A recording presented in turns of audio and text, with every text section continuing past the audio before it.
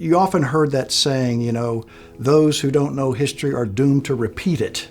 If a person does not know their own background, then they're put into a really sort of a difficult spot. We don't want to repeat the mistakes of the past. I think that's a big piece of why church history is incredibly valuable today.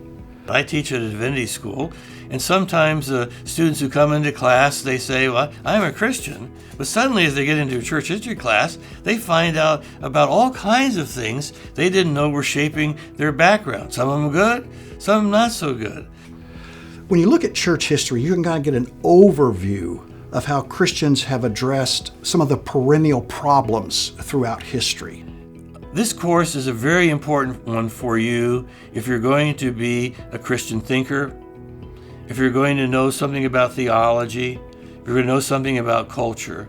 Our story is not just a story from going from Paul to Luther to Billy Graham. There are an awful lot of people who are in between those individuals. History at least gives us a perspective that allows us to avoid some of the pitfalls of the past.